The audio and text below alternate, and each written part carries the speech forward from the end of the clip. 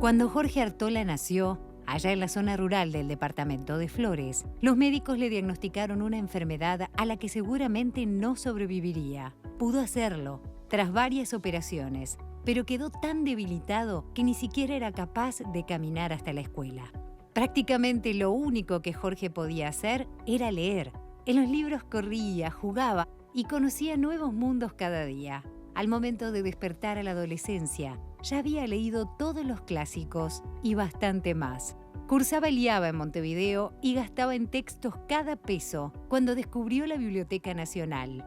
En la sala estudiantil conoció a todos los autores que habían escapado a la censura de la dictadura que gobernaba. Un día entró a la librería Napolibros buscando un texto difícil y aunque no lo tenía, el hombre que lo atendió le habló acerca del autor y su obra, lo que sorprendió a Jorge, quien acababa de encontrarse frente al oficio de librero. Era comienzos de los 80 y trabajaba en un estudio contable donde no tuvo mejor idea que organizar un sindicato. Minutos después ya no tenía empleo, por lo que comenzó a vender algunos de sus volúmenes en la feria de Villa Biarritz. Por esas cosas del destino, se había convertido en librero. Estuvo al frente de la librería Octaedro y la de Cinemateca Positos. Instaló Patio Biarritz, donde además había talleres y actividades artísticas, pero el centro comercial fundió a los comercios de la zona y el suyo también cerró. Jorge empezó de nuevo y abrió la librería Diomedes, llamada como el héroe griego que triunfó con el apoyo de Atenea, regente de la sabiduría. Un día, desde su laberinto compuesto por miles de volúmenes, minuciosamente apilados, vio cómo algunos indigentes se detenían a ver los ejemplares de la mesa de saldos y comenzó a prestárselos. Cuando en marzo del año pasado aparecieron los primeros casos de COVID-19 en Uruguay, Juan apostó a más. Organizó una olla popular para quienes se quedaron sin ingresos y, por tanto, sin comida. Tras algunos meses sin funcionar, la olla popular de la librería Diomedes volvió a abrir, sumándose a las más de 120 que funcionan en Montevideo, con la diferencia de que esta incluye un libro como postre, porque la cultura también es un derecho fundamental y lo único que puede volver libre a la humanidad.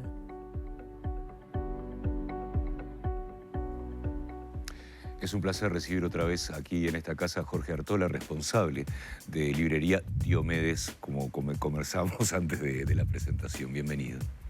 Muchísimas gracias.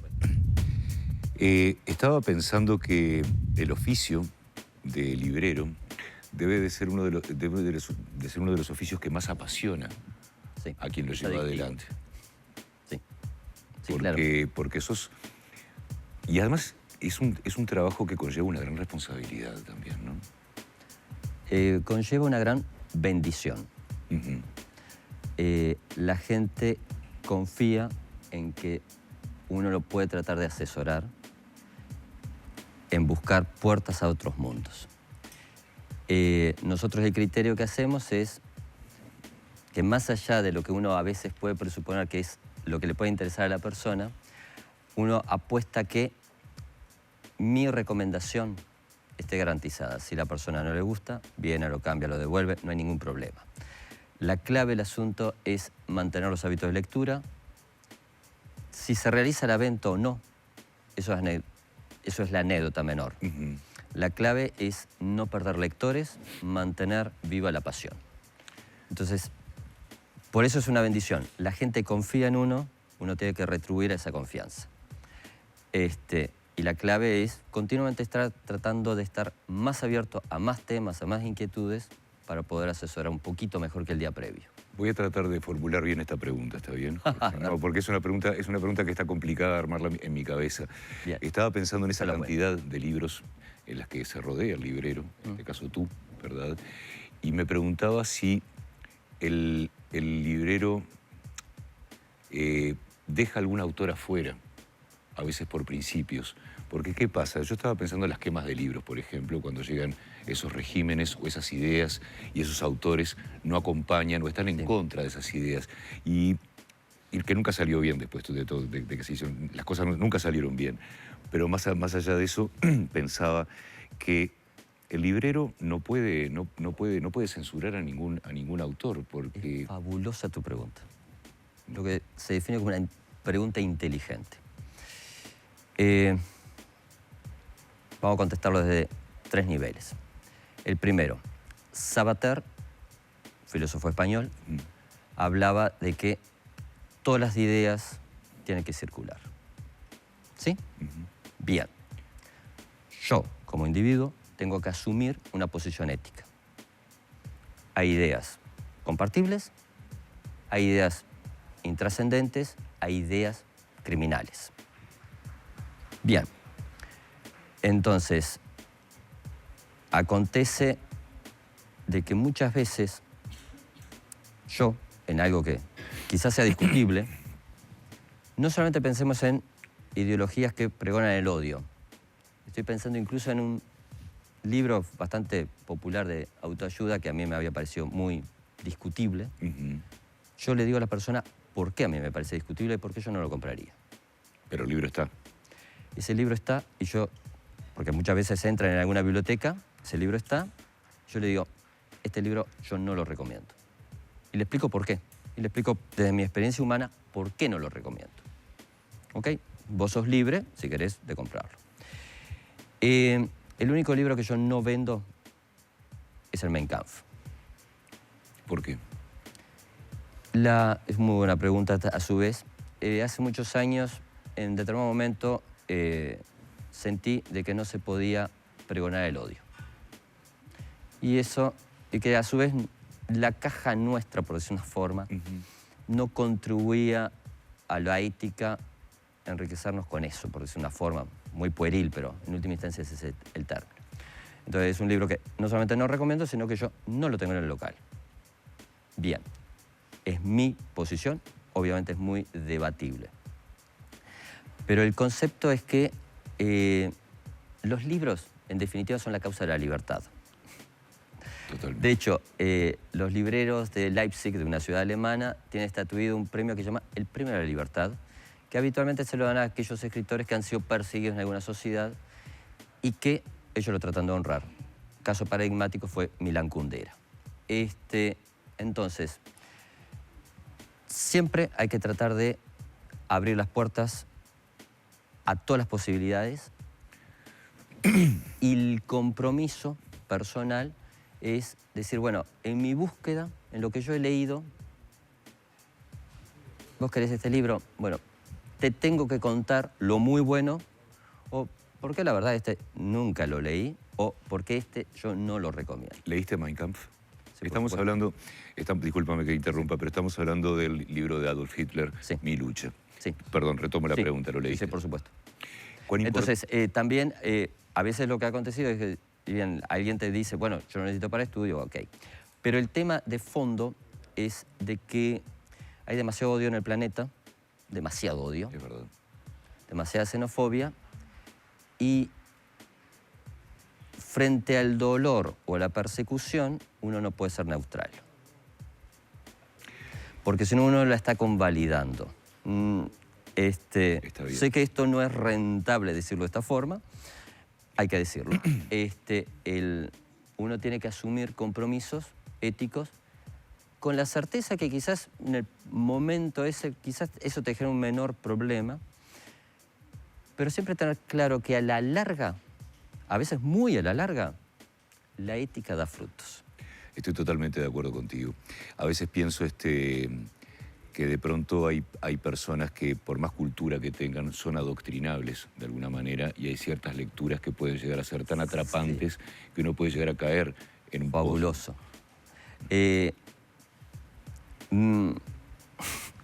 Cuando recién arranqué con los libros, uno tendía a creer ingenuamente que a mayor nivel de lectura, mejores opciones éticas automáticamente. No.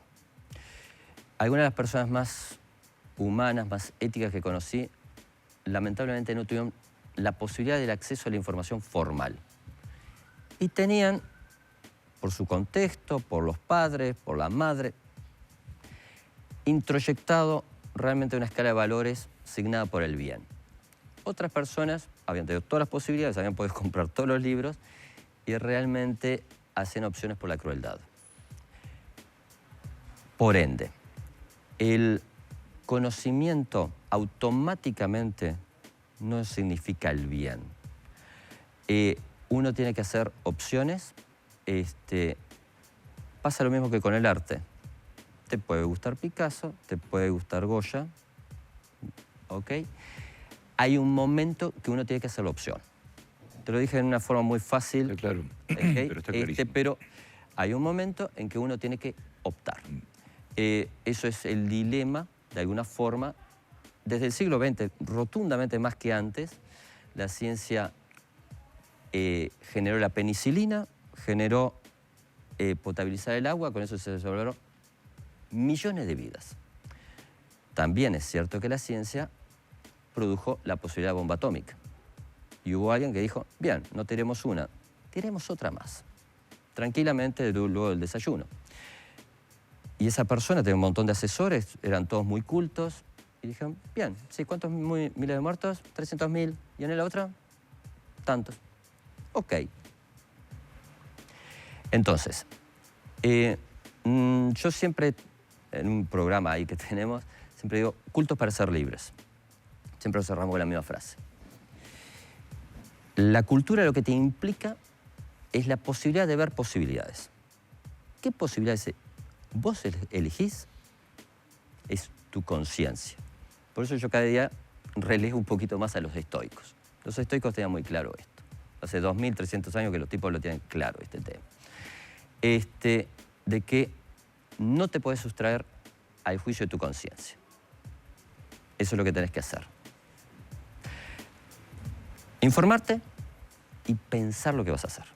¿Cuál es el precio que se paga por esa inteligencia emocional en una sociedad que está tan, entre comillas, comunicada y donde todos tenemos la oportunidad de poder dar nuestra opinión?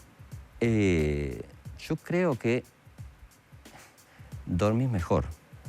Estoy totalmente de acuerdo contigo. Y eso, no vamos a decir el mecanismo de pago, tampoco ese mecanismo de pago lo puede pagar. No, está bien, pero, pero la sociedad no perdona al libre pensador. Sí, ¿no? Sí. Bueno, porque además hay históricamente tenemos que estar de un lado o del otro del río. Sí. Para pelear por ese río también, ¿no? Es bueno lo que decís. También te digo, por otra parte, de que hay que apuntar a buscar comunes denominadores con las personas. La opción del mal absoluto, por supuesto que existe, y es extremadamente minoritaria. Yo lo que diría que hay una sobreabundancia de lamentable ignorancia. Entonces, si logras tener esta posibilidad que tenés vos, por ejemplo, la posibilidad que yo tengo de tener libros, bueno, de alguna forma nosotros somos privilegiados. Somos rotundos privilegiados. Tenemos que asumir el compromiso de ese privilegio, que no importa muy bien cómo es que llegamos. El punto es, tenemos un privilegio. Entonces, frente a ese privilegio tenemos que asumir el compromiso, la responsabilidad que te conlleva esto, que es tratar de apagar incendios, no incrementarlos, no incrementar el odio, tratar de posibilitar que el altruismo sea viable, tratar de comunicar lo poco o lo mucho que uno pueda saber, sabiendo que lo poco y lo mucho que uno puede saber es rotundamente discutible. Todo lo que yo te acabo de decir desde que arranqué hasta ahora es muy debatible. Está bueno que se debata. Obvio. La clave del asunto es que otra persona diga, mirando la televisión, diga, o sea que esa frase la verdad que no me convenció y no solamente pronuncia mal el nombre de la librería, sino que tal concepto es muy debatible. Bienvenido a eso. ¿Por qué?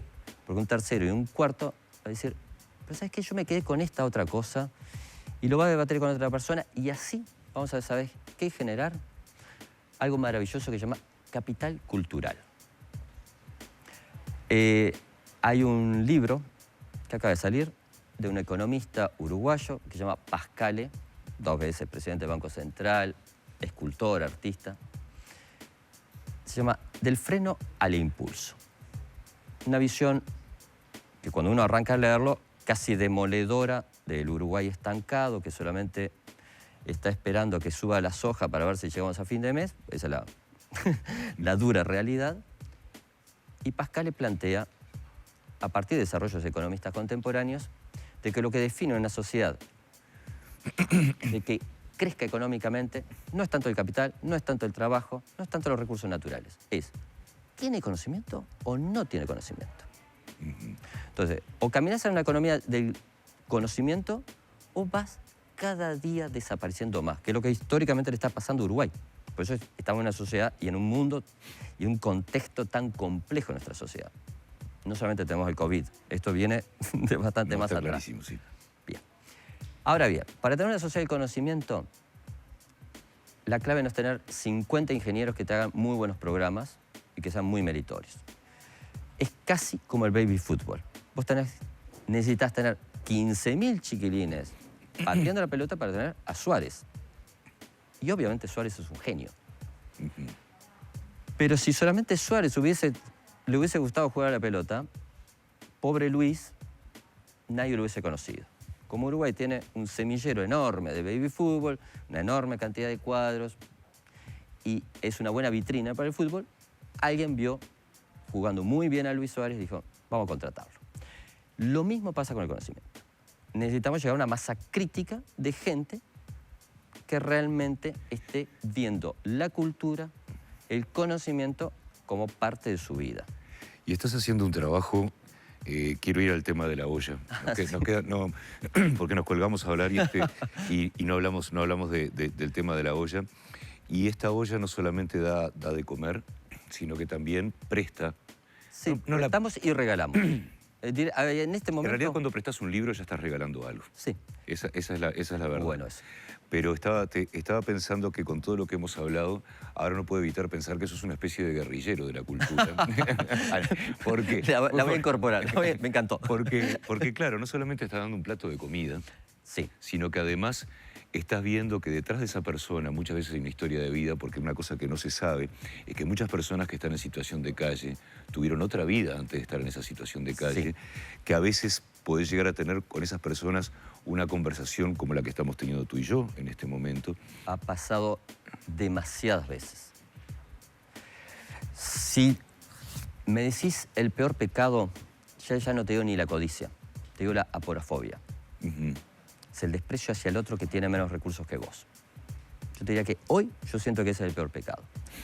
Porque lamentablemente la pobreza tiene causas demasiadas estructurales que sobrepasan con creces las decisiones individuales equivocadas que haya podido tomar una persona.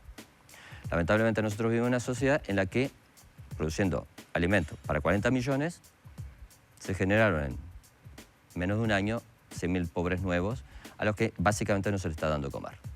Esa es la cuenta dura. Bien, entonces, hay demasiados nuevos pobres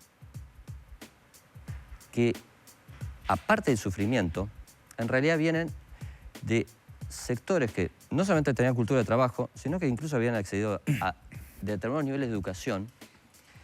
Y en otro lado habíamos estado charlando de que esas personas, por supuesto que no solamente les duele, sino que son muy conscientes de lo que les está pasando. No es un dolor no consciente. Son muy conscientes de lo que les está pasando y tienen elementos para entenderlo.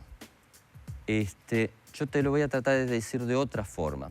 A esta altura, un extraño hermano que me dio la vida es una persona que está pasando por una situación estructuralmente muy difícil, que ha estado en situación de calle, pensión, pensión, calle, calle, pensión, dependiendo del ciclo económico. En determinado momento, él estaba leyendo uno de los tantos libros que ha sacado ahí, y otra persona le preguntó, ¿por qué lees? Claro, porque una persona en situación de calle sentado en la calle, al sol, leyendo. No emparda. Nuestro prejuicio es que esa foto es imposible. Bueno, esa foto existe y es Miguel. Tiene el rostro, yo lo conozco, sé su historia. Y su frase es irrebatible. La lectura era su único momento de dignidad. Mirá que he leído algunos libros, he hojeado unos cuantos miles, mirado cientos de miles de tapas. Todavía no he encontrado una mejor definición que eso sobre qué es un libro. Nos quedaríamos más tiempo conversando. Siempre pasa lo mismo cuando venís vos. Yo te agradezco muchísimo gracias a ustedes. esta visita. Y no solamente la visita, sino el trabajo que estás haciendo. Es lo que todos debemos hacer, punto y aparte. ¿Cómo te podemos ayudar, Jorge? Mira, en la librería, con alimentos no perecederos, cualquier cosa, podemos dar el celular mío, 092-415-616. Muchas gracias por esta visita. Muchísimas gracias a ti. Seguimos adelante con La Mañana en Casa, por favor.